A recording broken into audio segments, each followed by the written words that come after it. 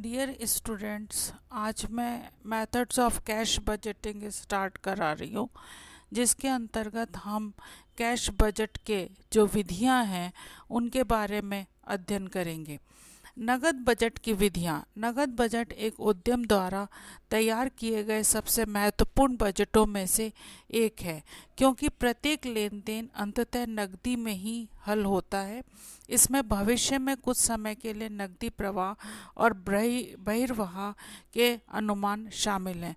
अर्थात कहने का अर्थ ये है कि जो भी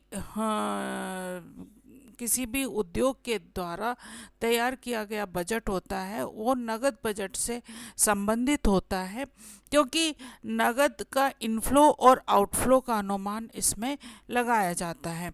कैश बजट समय की एक विशेष अवधि में सभी स्रोतों से नगद प्राप्तियां और संवितरण के प्रोजेक्टिंग को चित्रित करता है।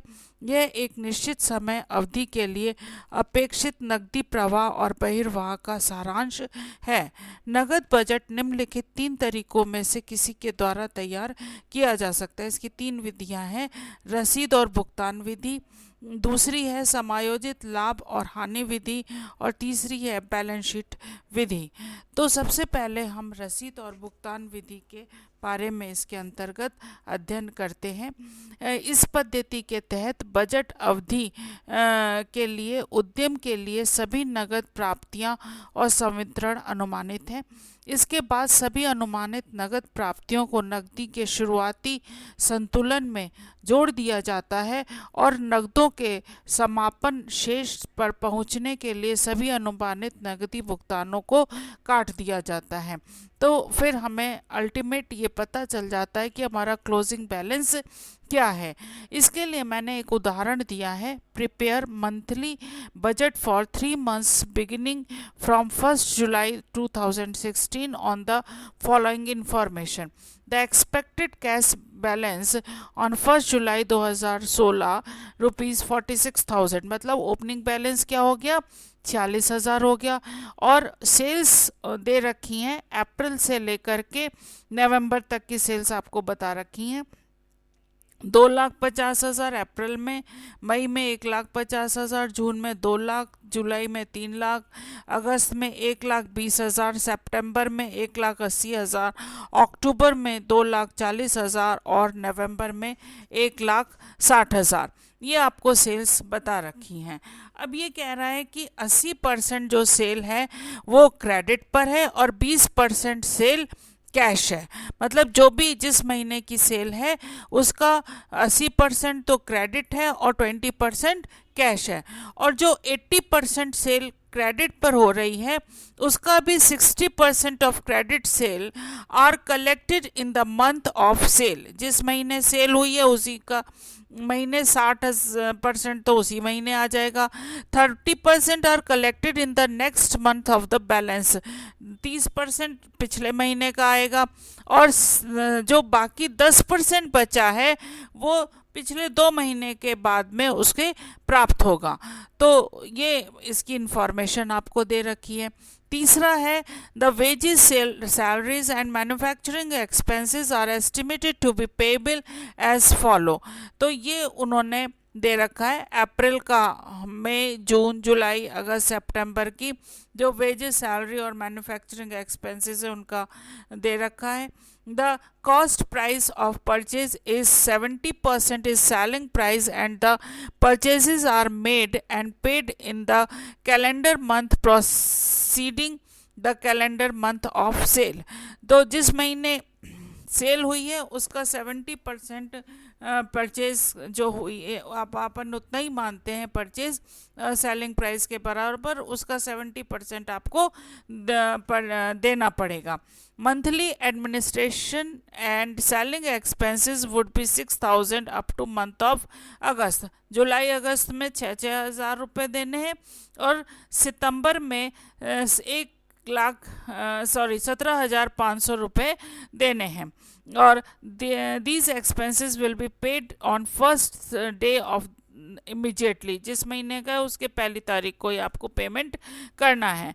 Interest at the rate of 12% per annum would be quarterly paid on the 2,50,000 debentures in January, April, July and October. ये आपको पेमेंट करना है। Payment of advance tax of ₹15,000 is made in the month of July every year. Any cash deficit below the minimum level of ₹40,000 is made up by liquidation of temporary investment, and any cash surplus above the maximum level of ₹50,000 invested in temporary investment, interest payable or receivable, the transaction cost on purchase and sale of these investments are to be ignored. ये information आपको दे रखी है।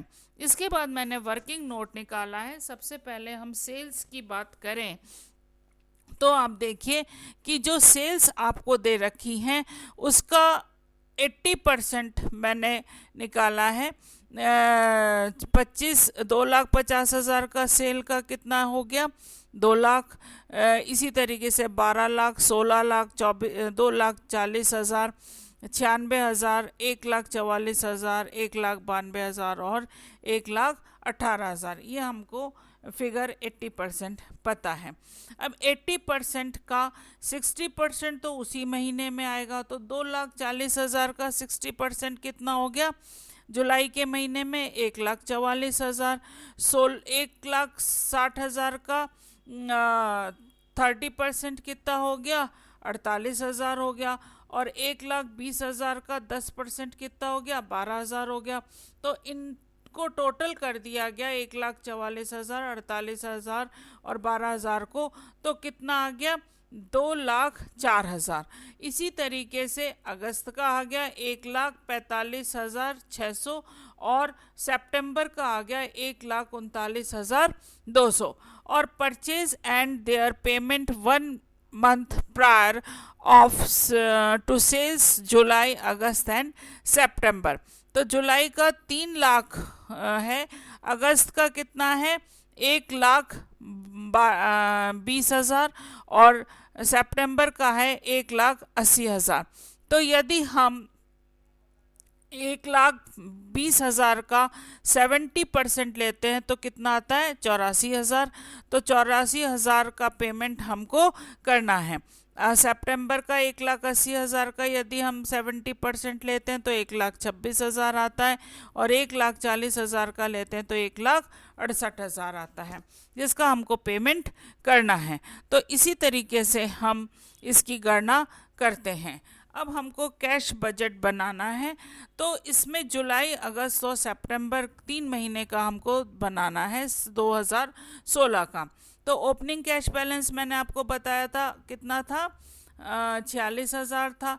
Cash receipt हमें कहाँ से मिलेगी, 20% month total sale. तो total sale का 20% तो हमको कैश मिल रहा है, वो कितना हो गया, 60,000 हो गया। कलेक्शन फ्रॉम डेटर्स, जो कि मैंने आपको वर्किंग नोट फर्स्ट में आपको उस टेबल में दिखाया, 2,04,000। और अदर हमें कोई पेमेंट मिल नहीं रहा है, तो 3,10,000 हमारी इनकम हो गई। अब इसके बाद आता है कैश पेमेंट हम कहाँ कहाँ पर देंगे। गुड्स परचेज जो आपको टेबल दिखाई थी 84,000 वो है। Wages, salaries and manufacturing expenses 2,20,000। Administrative and selling expenses 6,000। Interest and debenture 7,500 और एडवांस इनकम टैक्स 15,000। क्योंकि केवल जुलाई के महीने में देना है इसलिए उसमें आ गया। इंटरेस्ट ऑन डिबेंचर भी जुलाई में ही देना है तो वो आ गया, बाकी नील आएगा। तो इस तरीके से 3,32,500। ए में से बी माइनस कर देंगे तो 22,500 आएगा। Add sales price of marketable securities कितना है, 62,500। तो कितना हो जाएगा, 40,000 इसका आ जाएगा। तो ये इस तरीके से हमारे को पता चल जाता है। क्लोजिंग बैलेंस कितना हो गया, 40,000 हो गया।